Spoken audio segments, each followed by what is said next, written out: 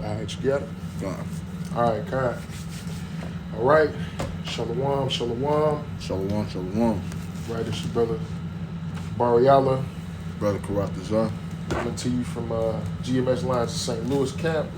First and foremost, giving our praises to Yahweh, Ba'ashem, Yahweh Shai, Ba'ashem, Wakakadash. Right, giving double honors to the elders and apostles at Great Millstone. Peace and salutations to the hopeful elect, the 144, and the innumerable multitude. So today's lesson, we are going to go into the significance of the year 1969, and basically just kind of go into certain events that happened in 1969, and my opinion, just me speaking as a man.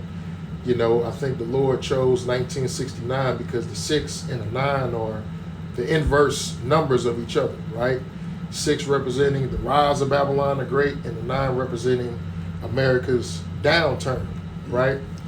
And it was also the same year, around 1969, 1970, when breath was breathed back into the Israelites through Elijah, who we know to be Rabbi Abba Bivens, who started the One West movement, and we carry on his works today through our elders and apostles here at Great Millstone, right? So if you can go ahead, we're gonna start off with the Book of Revelation, chapter 11, and starting at verse 1. Con. So this is the book of Revelation, chapter 11, verse 1. And there was given me a reed like unto a rod. The angel stood, saying, Rise and measure the temple of Yahweh, and the altar, and them that worship therein. But the court which is without the temple, leave out, and measure it not. For it is given unto the Gentiles, in the holy city shall they tread under foot 42 months. Kind of keep going. And I will give power unto my 2 witnesses, and they shall prophesy 1,203 score days, clothed in sackcloth. These are the 2 olive trees and the 2 candlesticks standing before Yahweh of the earth. Right. So the 2 witnesses being Ephraim and Judah. Mm-hmm. Right. The 2 witnesses being the northern kingdom and the southern kingdom, who are held captive here in Babylon the Great. Mm-hmm. And, this is what we see today, and we'll get into Ezekiel chapter 37. But, what we see today, under the law, 2 or 3 witnesses, we've witnessed what Esau and his system here in Babylon the Great has done to our people and done to the world, right? And we're testifying and prophesying about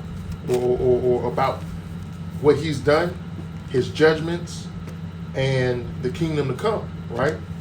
So go ahead and keep reading. Okay. So, getting back to the Revelations 11.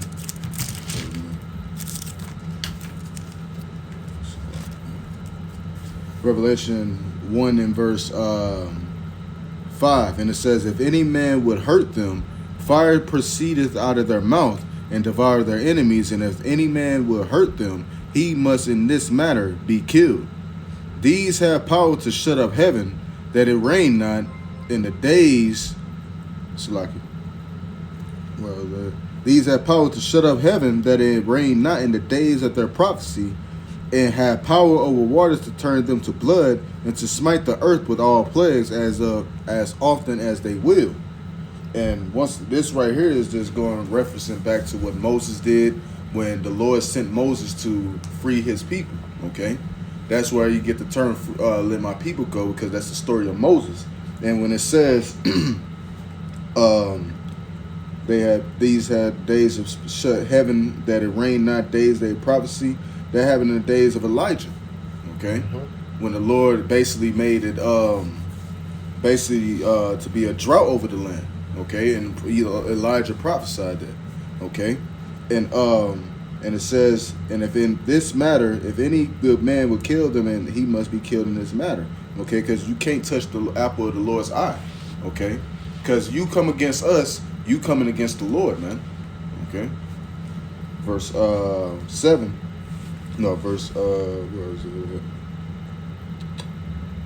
Verse 7. And when they shall have finished their testimony, the beast as ascended out of the bottomless pit shall make war against them, and shall overcome them and kill them. And their dead bodies shall lie in the street of the great city, which is spiritually is called Sodom and Egypt, where also our Lord was crucified. Right. So as you see in verse 7, it says, in the beast that ascended out of the bottomless pit. Right. So we know that beast to be Esau Edom in the system that he's created. Right. Which they've, and the symbolism of them killing us is them taking our heritage from us, them taking the knowledge of who we were and knowing who we were as Israelites from us, and you know, giving us these terms like black, Hispanic, Mexican, and all of these other things to kind of confuse the people. You know, that's the beast that the scripture is talking about, you know, out of the bottomless pit, you know, talking about Europe, I believe, right? Kind of bottomless Right. pit is Europe. Yeah. Kind. Because that's where they came out of. They came out of Europe, over here to the so-called New World, which wasn't the New World because the Northern Kingdom was here already, right? And that's how they took America. They took America by force. You know what I'm saying? And they, in Jeremiah 17:4, prophesies that, you know, we would lose our heritage and we will be carried away to a land not of our own to be slaves, right? And that's exactly what happened. And now it says in their dead bodies, if you can get Ezekiel 37 for me. Kind. And it says, and their dead bodies shall lie in the street of the great city, which spiritually is called Sodom and Egypt, where our Lord was crucified. And let me go here. Kind. And also in that same chapter, okay, when it says in verse 8, their dead bodies shall lie in the street of the great city, which is spiritually called Sodom and Egypt. You know, you look at the things that happen within America, okay? You got sodomy at all-time high, you know? That's to let you know that this place is basically Sodom and Gomorrah all over again, okay? Because they was doing all matter of wickedness in those days, okay? And guess what? They are happening now. The scriptures say, basically things happened back then. It's gonna happen again, which is mentioned as Ecclesiastes 1. Okay, because the same events are playing out today. And when it says, and where also our Lord was crucified, it's talking about the image of our Lord. Okay, the image of our Lord has been crucified within this country. Okay, and they whitewashed all the prophets, whitewashed Yahushua himself. Okay. And if you go into the Renaissance era, which the book of Revelation speak about that, okay, that's when they ultimately started changing everything in basically the images of everyone in the scriptures. That's why our people are in the dead. That's why it says their dead bodies should lie in the street, because our people are in a dead state of mind, okay? Because our people don't have no knowledge of the scriptures. Okay, and that's why the Lord set up his prophets and gave us the breath of life, which we're finna get into that in the book of Ezekiel, 37th chapter. And this is what the reason it says. This is Ezekiel chapter 37 and verse 1. And the hand of Yahweh was upon me and carried me in the spirit of Yahweh and set me down in the midst of the valley, which was full of bones. Right. And So, go ahead. so that valley is talking about America, right? That's what the valley of the shadow of death is, right? Because this is where, you know, we were, figuratively speaking, this is where we were killed, right? This is where our heritage was taken from us, because no other captivity did the Israelites completely lose their heritage or completely forgot who they actually were. You know, in the Greek captivity, we knew we were Israelites. In the Roman captivity, we knew we were Israelites. The Babylonian, the Assyrian, all of these other captivities, we knew who we were. We understood that we were the Israelites or the Jews, right? The true Hebrew Israelites. But over here in America, this captivity, Babylon the Great, you know what I'm saying? Or Mystery Babylon, this is the place where we were stripped of all of that completely as a nation. You know what I'm saying? So this is what the Valley of Dry Bones is talking about. What is the Valley of Bones, right? And the reason why the Lord is referencing us to bones because we don't have no flesh, and that flesh supposed to represent knowledge, wisdom of the scriptures. Continue on. Yep. And it says, verse 2, and caused me to pass by them round about, and behold, they were very many in the open valley, and lo, they were very dry, meaning they didn't have no knowledge of wisdom, understanding of the scriptures. And he said unto me, Son of man, can these bones live? And I answered, O Yahweh, thou knowest. Again he said unto me, prophesy again these bones, and say unto them, O ye dry bones, hear the word of Yahweh. Thus saith the Lord Yahweh unto these bones, behold, I will cause breath to enter into you, and ye shall live. And I will lay sinews upon you, and will bring up flesh upon you, and cover you with skin, and put breath in you, and ye shall live, and ye shall know that I am Yahweh. Right. So, again, here in the Valley of Dry Bones, which means that, we were stripped of the knowledge of the scriptures, our heritage, who we were, and things of that nature. Now here we are coming back to our heritage, coming back to the knowledge of the scriptures and the knowledge that we are the true Hebrew Israelites, right? That's what the Lord is talking about when he says that he's laying flesh upon us and covering us with the skin, and he's putting the breath in you, right? Mm-hmm. And a couple weeks ago, Elder Apostle Tahar, brought out that the word that Yahweh is actually the meaning, or is what he said it means. Because when you say Yahweh's name, it sounds like you are breathing his name. You know? So if you think about it, when you say Yahweh, okay, it's breath. Okay, so Yahweh's name, when we say it, it's a breath. So when we praise that name, we understand that that is the breath of life that the Lord gave us. His name is the breath of life. That's why we are able to understand these scriptures, because the Lord, once again, he gave us his name, which is the breath of life, man, the knowledge, wisdom, understanding of the scriptures. And I'm trying to find it in the book of Genesis, where the Lord had gave Adam the breath of life. Lucky Genesis. I think it's. But we can continue on that. Ezekiel. Yeah, if you can find that too, I'll put that up here. I think it's. Look it up real quick.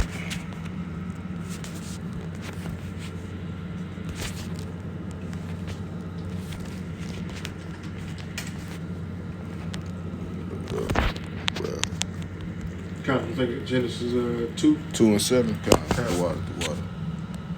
So this is the book of Genesis, chapter 2, and verse 7.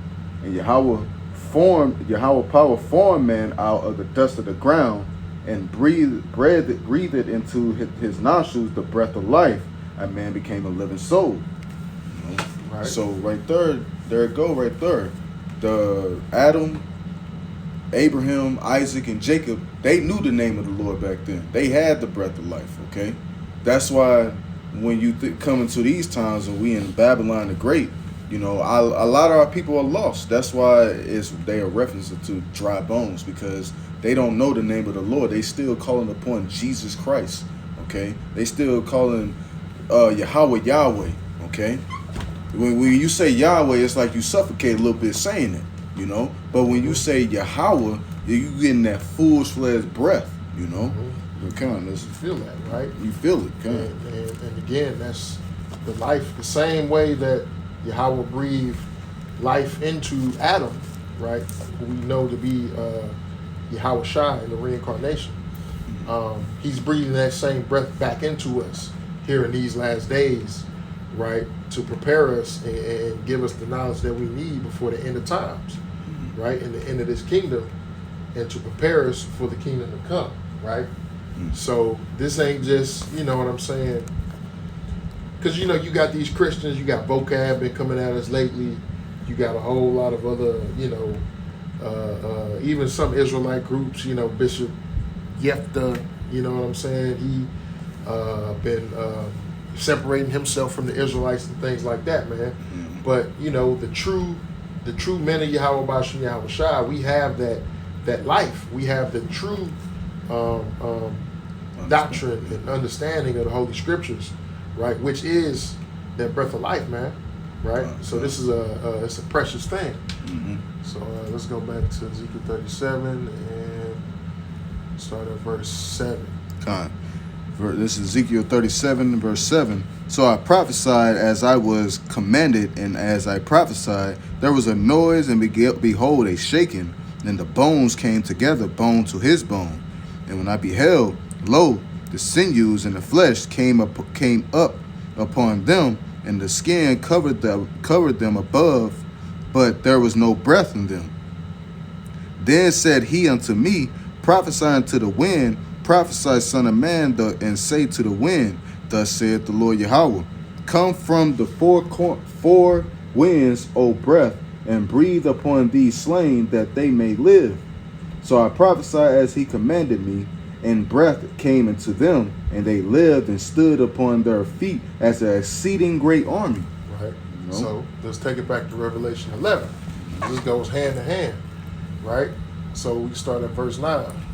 Revelation 11 and 9, it says, and they of the people and kindreds and tongues, nations shall see their dead bodies 3 days and a half, and shall not suffer their dead bodies to be put in graves. Right. So this is representing of, you know, here Babylon the Great, when they put us through slavery and they stripped us of the knowledge of ourselves, right? Because you got all of these other groups and you know, the Kemetic people and all of this stuff, these back to Africa folks talking about knowledge of self, right? Well, Esau stripped us of our true knowledge of self, of us being the true Israelites, of the knowledge of the scriptures and everything like that, right?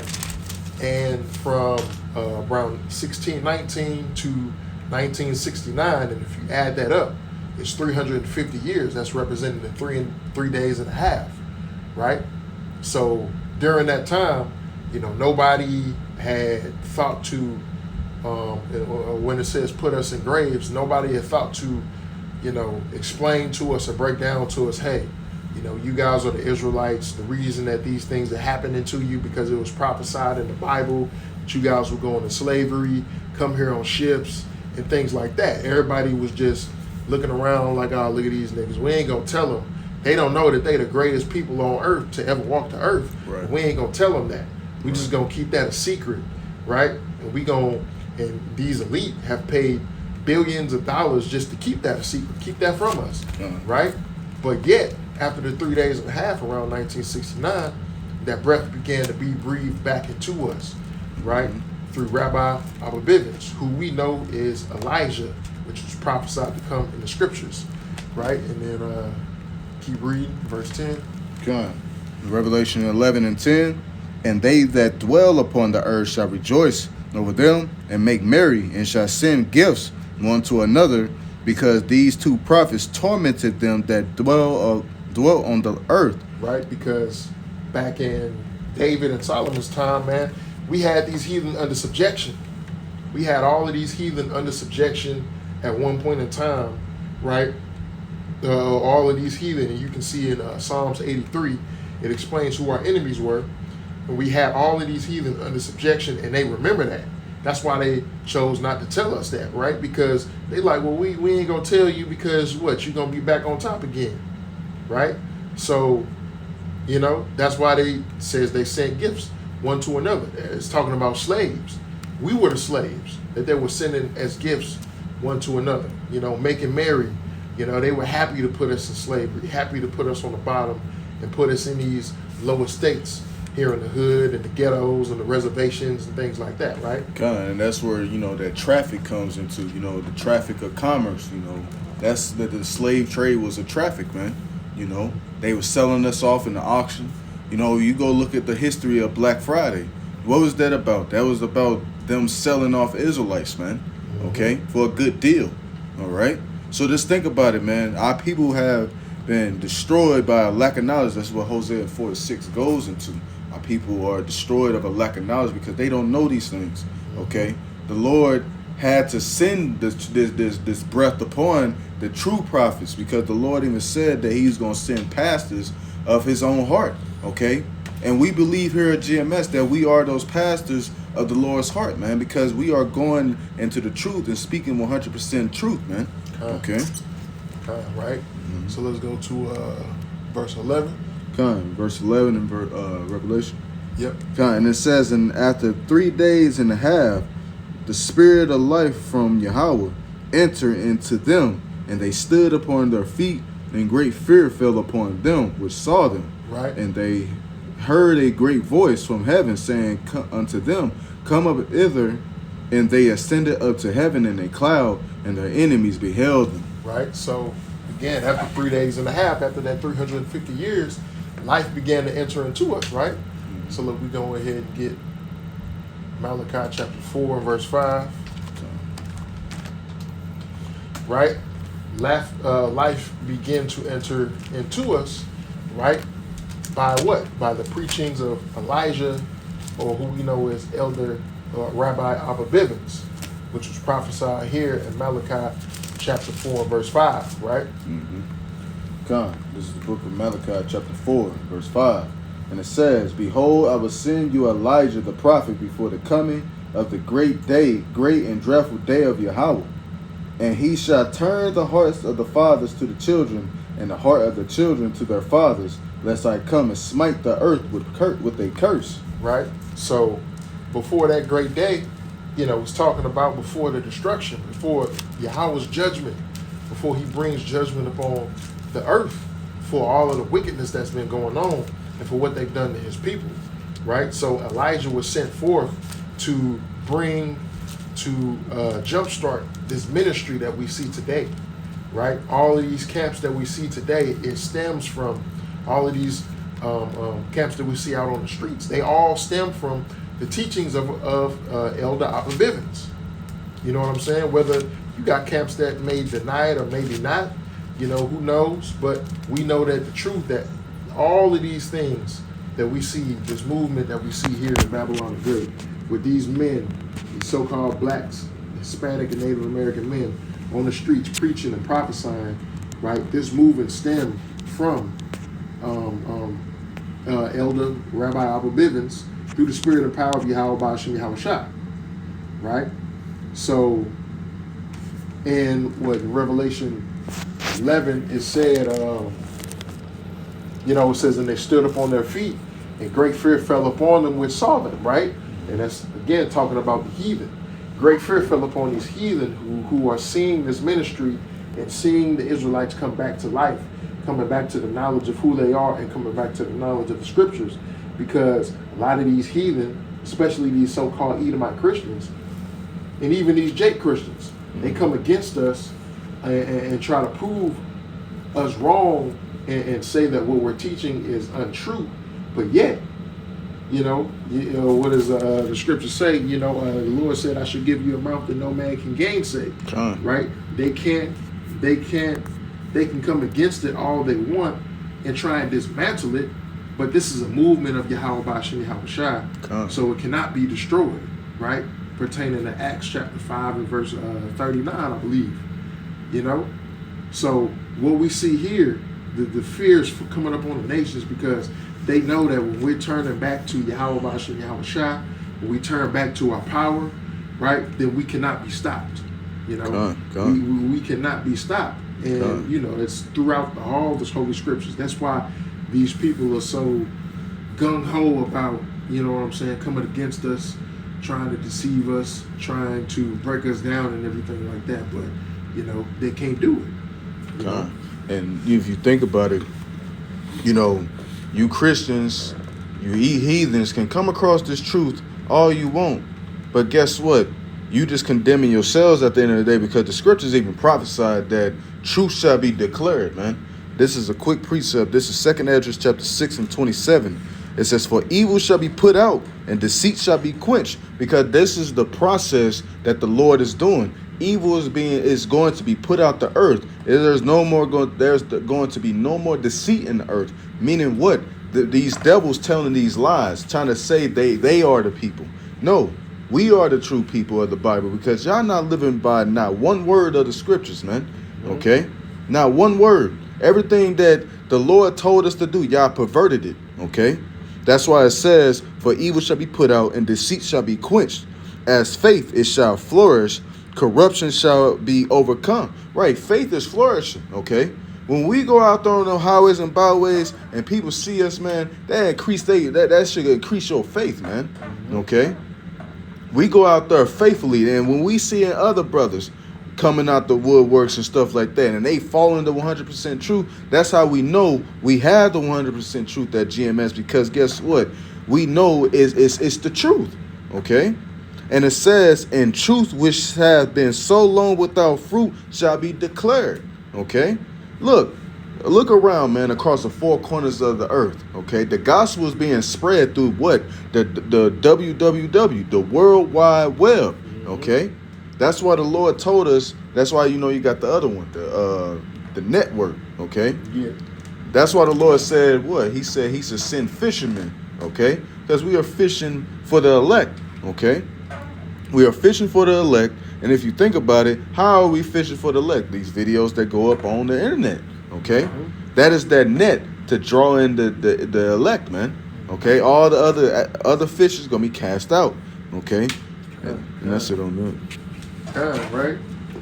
So with that's the first part of this lesson, just bringing out the awakening, right? Because whether you heathen like it or not, whether you Christians like it or not, man, this is something that you all can't, because they can't put their finger on it, right? And it's really shocking to them because it's something that they can't destroy. Here it is, here in Babylon the Great. They've destroyed just about everything that we've ever created, right? Economically, socially. They've destroyed just about everything that we've ever created. And here is something, right? Because it's a spiritual thing. And these people that are not spiritual, they're carnal. Because it's a spiritual thing, they really can't come against it, and they can't destroy it, and they can't take it away from us. And that's where that fear comes from. That fear comes from them not being able to take it away from us, and them not having the answers to why this is happening, right? Because whether, as much as they try to come against us, right, they can't deny that it's happening, and it's coming from these people who are just so low and at such a low estate, especially the so-called black man, right, who they've been trying to keep underfoot for so long, and now we're coming back to our power, and now things are becoming known. Yeah, becoming known. The truth is out there, right? And then another thing, when you go into the Hebrew word, that word known, is getting famous, okay? This truth is starting to become hot. You got random jakes that come up to you, they be like, Shalom, They're just going to show you that the Lord is working a miracle, okay? The Lord even said he going to work out his miracles. He going to work out his works and his strange works and his acts and his strange acts, okay? This is one of the miracles and one of the works the Lord is doing by giving us this truth and us going out on highways and byways, because this is a spiritual thing, okay? And if I may get this quick precept. Go ahead. This is Psalms 83 in verse 1. Keep not thou silence, O Yahweh. Keep not thy peace and be not still, O Yahweh, for lo, thine enemies make a tumult, and they that hate thee have lifted up the head.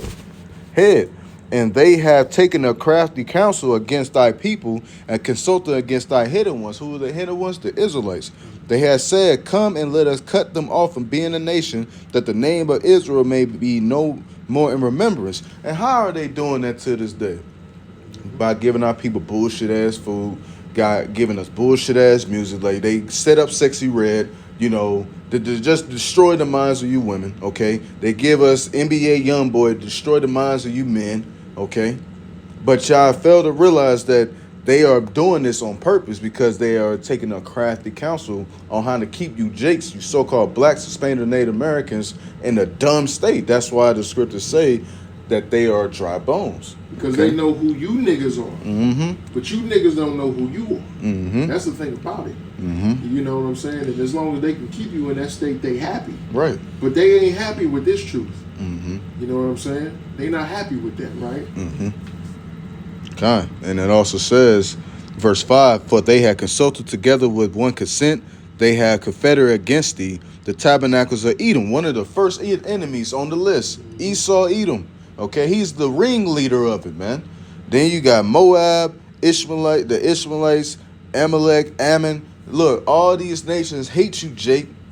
Okay, you can't try to make them your friend because Jake always want to save the white man, but guess what? The white man don't want to save you. Okay, sit on that. Okay. So I'm gonna start off. I got a timeline and I got a couple articles. So this is a timeline of events that happened in 1969, and we just gonna kind of quickly go through them. It's a couple key events I wanna point out, but we're just gonna go through a couple of them from January to December, right? So I'm trying to find a couple of them because I went through this earlier today, and a few of them kind of stood out to me. Wasn't really much that happened in January. Wasn't really much that happened.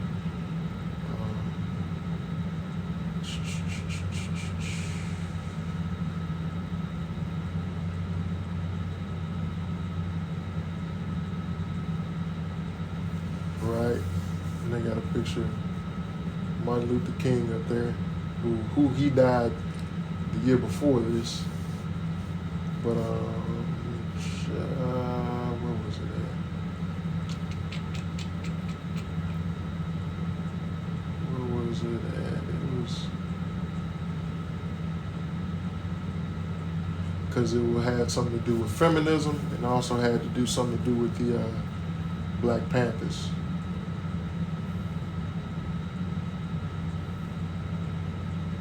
Which I think that happened later in the year. Actually, now that I think about it. But I thought it was something that was up here. Bear with us.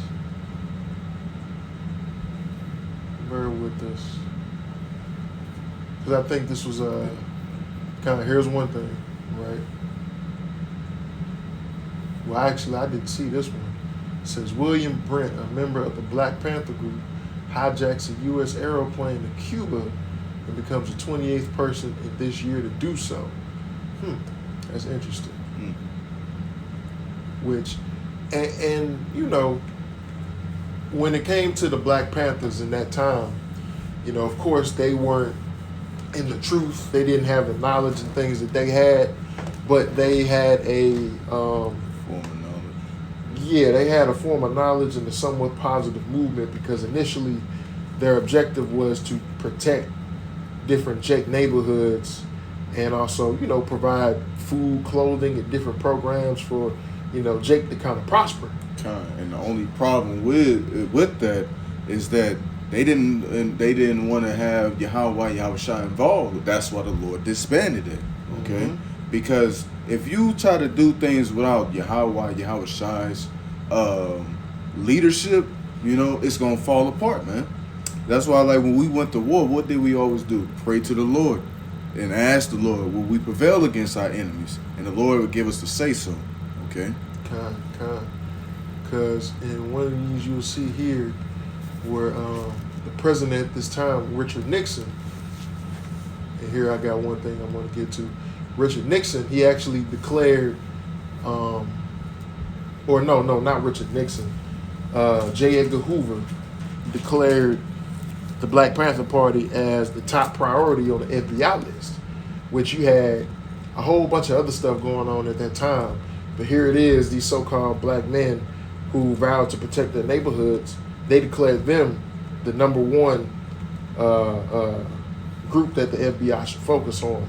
Basically because they wanted to dismantle them, because they understood that, when Jake actually comes together for something that's positive, you know, Jake is dangerous. And their fear is that ultimately Dr. Francis Quest, I think Dr. Francis Quest Wilson broke this down. in one of her books. It was another author I read somewhere, but ultimately their fear is that we will do to them what they did to us, in which that's actually going to happen. That's prophesied in the scriptures. That's where they get that fear from, because they know it's prophecy, right? But here I want to get to this. It says a report by the U.S. Food and Drug Administration is released claiming birth control pills are safe. There is a concern of possible blood clotting associated with pills, right? So that is something I wanted to point on, because that is associated with feminism, right? And actually after the year 1969, this is when feminism actually began to take off, right? And I got an article on that, right? It says 1969, students increasing support of the second wave of feminism, right? And you see you got a lot of Edomite women, in which, if you understand what feminism truly did to this country, you know that it empowers the women, and really, because they use this term liberation, the real liberation is just sexual liberation, which is why you see the divorce rate at an all-time high nowadays. And that too, but that's why you saw when they deemed abortion pills or birth control pills as safe. The birth control pills are so what? The woman can go out here and have sex with as many partners as she can and not get pregnant. Wherein, when things were in order, a woman can't go out and have sex with this dude and that dude and that dude, because if she gets pregnant by any of them, she's not going to know who the father is, because she's been sleeping around with so many men. You know what I'm saying? Even though that thing still happens today. But that's why back in ancient times, we had an order, right? You know, and in the scriptures, there was a reason why a woman could only be married to one man, or else she was, or unless that man died, she was deemed an adulteress. You know what I'm saying? So I'm going to read a little bit of this article. And this article is kind of interesting with these statistics. But it says the second wave of feminism has spread across the United States in the late 1960s. By 1969, the women's liberation, which is the women's sexual liberation movement, had gained momentum, as well as the attention of the rest of the country. Feminists and women's rights activists were looking for change in multiple arenas across the nation, from education and working conditions to marital concerns and family planning. Right? Students were in the middle of the passion and intensity of the national campaign. 2 items on the 1969 SERP freshman survey gauged students' convictions about women's rights issues. So they went to, I believe, a college. I think it was UC. Well, this article is from UCLA. I don't know exactly what college, right? So it says this bank of questions asked about the extent to which students agree with the following statements. Mark one in each row. Divorce laws should be liberalized. Under some conditions, abortion should be legalized, right? And we know that abortion is really targeted at the JIT community, because our women, especially the so-called black women, is responsible for at least 90 million abortions, I think, ever since abortions were legalized, right? And that's a lot of fucking kids. Genocide. That is genocide. It's genocidal when you really look at it, right? But people don't really look at it because, one, it's disguised with this. Mm-hmm. It's disguised as women's liberation. It's disguised as, you know what I'm saying, women's rights. For you to be able to have the ability to kill your child, right? Because of you out here sleeping with this dude and that dude, you know, sleeping around on your husband, getting pregnant, and you don't want him to find out, so you want to, you know what I'm saying, you know, abort the baby, unalive the baby. And what it all is, at the end of the day, I like to use this word a lot, a facade, okay? Mm-hmm. Meaning it's not real reality, man, okay? Because another thing, you people that think this is okay, you just chasing a wicked feeling of euphoria, okay? Because, like I always bring it out, the song that SZA made is called T-Shirt, and she clearly said out her own mouth that she is comfortable in her sins. Look at this. Mm-hmm. Okay, this is why, you know, I pretty much don't talk about a lot of you women on lessons, but since it's brother class, but like this is the problem right here, this is the problem. But that's why the scriptures goes into these things, and that's why it says truth shall be declared, because a real man of the Lord will see this and be like, this is a fucking problem, man. Yeah, this is a big issue, because these all of the things that have happened to us, you got to understand the mindset that came with it. You know what I'm saying? It just all it really did, because especially when it comes to you so-called black women, your grandmothers and your great-grandmothers, they always worked. So it really wasn't about working. You know what I'm saying? They always had jobs and things like that because of the state that we were in, right? We had to have that. It was really about sexual liberation. You being able to have sex with whoever the hell you want to have sex with. You being able to go sleep around on your husband, get pregnant, but keep him from finding out. You know what I'm saying? That's really what this shit was all about. That's what, when they banned abortions in most states, that's why you had a uproar of these women who were, and the biggest argument that they use, because women in these days, they like to use cover-ups, right? The cover-up that they tried to use is, all right, well, what about the women who get raped and everything like that? Well, that's only 1% of the abortions is from rape, right? To my knowledge, a woman gets pregnant from willingly having sex with somebody who, you know what I'm saying, ran up in there and shot the club up, right? But anyway, that's neither here nor there. Let's keep on going, because some of these stats are actually interesting, right? And it says, of the respondents, 41.6 indicated that they somewhat or strongly agreed that divorce laws should be liberalized. It is interesting to note that more men than women held this belief about marriage, of men, 46.5% of men and 35.2% of women, right? Also, because in my thinking, the reason why this is because that men were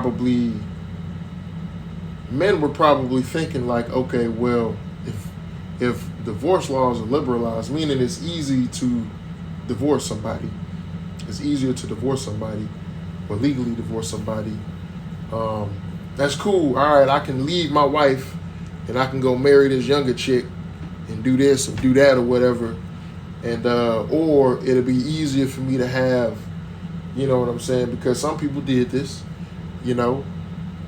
got my woman on the other side of town and I got my wife at home, and you know what I'm saying, if she want to leave, and that type of thing right there, right? But it's an inside joke, that's why I like it. but we see in these modern times that actually backfired on them. That actually backfired on the men, because the divorce laws are actually more geared towards women, because women get more of the benefit, right? If you divorce your wife, you probably got to pay alimony, probably got to pay child support, you got to give her half of your assets if y'all have any, you know what I'm saying? So it's really more beneficially geared towards the woman than it is the man, and that plays a part in the downfall. Women's liberation, divorce laws or marriage laws and things like that actually play a downfall, or played a big part of the downfall of America, right? So here, and it says, furthermore, 76.2% of all freshman respondents indicated that they somewhat or strongly agreed that under some conditions, abortions should be legalized. Again, more men, 77.9% than women, held this belief about abortion. Now, it was still both high numbers, right? But you got to understand, and I'm going to get that Isaiah 19 and 14, right? It's a wicked spirit on Babylon the Great. It's a perverse spirit where, and this is again, is leading to the fall of Babylon the Great, is where everything just became about fun and pleasure, right? Fulfilling the lust of your flesh, doing whatever the hell you want to do, no matter how wicked it is, and not being judged for it, or not being looked at any kind of way, or not having any consequences, right? But there's always consequences to There's always consequences to wickedness. You know what I'm saying? So let me go ahead and pull that up real quick. Isaiah 19 and verse 14. You got it. God. Right. This is the book of Isaiah, chapter 19 and verse 14. And Yahweh had mingled a perverse spirit in the midst thereof, and they had caused Egypt to err in every work thereof, as a drunken man staggereth in his vomit. Right. So the Lord has put a perverse spirit here in America, and that's what Egypt is talking about, pertaining to Revelation chapter 11 and verse 8. This is spiritual Sodom and Egypt. You know what I'm saying? Because when you look at the history of ancient Egypt, right, women were sexually liberated. Women could go ahead freely have different sexual sex partners, you know, outside of their husbands, and just kind of, you know, freely fuck around with whoever the hell they wanted to do. You know what I'm saying? And we see that same spirit here in America. And we see what happened to ancient Egypt. And Babylon the Great is headed for that same judgment, that same downfall as we see here in America, right? Because as me and brother was talking about, right, it's like, damn near you can't find a woman out here with less than, you know what I'm saying, with less than 3 bodies on her. You ain't gonna be able to find a woman out here like that in Babylon the Great. They all got 15 or more when you meet them. Just like the food, man. You know, you gotta choose the best or the worst, man. Yeah. You know, if you want a woman in Babylon the Great, you're not going to get no virgin. I'm gonna tell you that right now. You're not gonna get no virgin. You know what I'm saying? So yeah, like you said, you gotta get the best of the worst. You know? And got Isaiah 47 verse 1. it says, Okay. "Come down and sit in the dust, O virgin daughter of Babylon. Sit on the ground. There is no throne, O daughter of the Chaldeans. For thou shalt no more be called tender and delicate. Take the millstone and grind meal and uncover thy locks. Make bare the leg and uncover the thigh. Pass over the rivers. Thy nakedness shall be uncovered, yea, thy shame shall be seen. I will take vengeance, and I will not meet thee as a man. As for our Redeemer, Yahweh Yahweh Shai of hosts is his name, the Holy One of Israel. Sit thou silent and get thee in darkness, O daughter of the Chaldeans, for thou shalt no more be called the Lady of Kingdoms." Right? So this place, man, this whore, because this is what Babylon the Great is described as in the scriptures, as a whore's woman, right? But all of her, just like the perception of Babylon the Great is as a good girl, right? When you look at a good girl, you know what I'm saying? She's cute, she's sweet, she comes to you covered up, you know what I'm saying? She ain't showing a whole lot of breasts, a whole lot of legs and thighs and everything. And you look at her like, oh, this is a really good girl. I love to have her on my arm, right? But then, and I'm pretty sure some brothers can attest to this, then you start dealing with it and you see that this bitch is wicked as fuck. A damn serpent. Right, a damn fucking serpent. This bitch is more wicked than the hoes that you see out there on the strip. You know what I'm saying? And that's what America is. This is exactly what America is. America looks so great and pretty and delicate and innocent to the entire world, but when you get up in this motherfucker, you see how fucked up it is. Con. Straight up. When you've been in here and you see this place, man, this place is fucked up. You know? So, you know, and the scriptures say, man, the Lord is revealing the secrets of Babylon the Great, making the letter beg, uncovering, making bare the leg, uncovering all of the atrocities, all of the wickedness, all of the sins that this place has been committing over the times that has not been known to the people. But in this time, in the age of information, and pertaining to Daniel chapter 12 and verse 4, you know, when knowledge is increased, now we're actually beginning to see, right, just like with the Palestinians and the so-called, you know what I'm saying, the small hats, right? You know, everybody is siding with the Palestinians over the world. I even had an Edomite on an Uber ride today who gave me a magazine that was in support of the Palestinians. Everybody is seeing these people for who they actually are now, right? It's like, what I'm saying? You thought she was a good girl, but now you're seeing her for the hoe that she is, for the true whore that she really is. And that's Babylon the Great, and that's America, man. So, that's all I got right now. If you got any other precepts you want to bring out? And when you go into the Revelation 17, you got to really think about what John the Revelator saw, the woman on the dragon, and it's like it's the Edomite woman, of course, because who runs this country? Yep. The Edomites. So this is Revelation 6 and 7, and it says, it's like I thought you said 17. Yeah, 17. I'm gonna start at 6.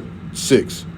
Okay. And I saw the woman drunken with blood of the saints and with the blood of the martyrs of Yahushua. And when I saw her, I wondered with great admiration. And the angel said unto her, where didst thou marvel? I will tell thee the mystery of the woman and of the beast that carried her with the 7 heads and the 10 horns. Okay? So you got to think about it when John the Revelator saw this woman, she had to been beautiful within the vision, So he's probably like, God damn, like, she is bad. But then you look at the whole thing, it's wicked as hell. That's America within itself. It looks good on the outside until you get in this thing. It's wicked as hell, man. Box stank. You know what I'm saying? This motherfucker leave itching. Hey, this is America is basically STDs, man. Exactly. Jake just trying to get by here, man. Exactly. Right. So if that's all you got, we're gonna go ahead and close it out. Give all praises to Yahweh, Ba'Shem, Yahushua, Ba'Shem Kakadash. Double honors to the elders and apostles at Great Millstone. Peace and salutations once again to the hopeful elect. And shalom. Shalom, shalom.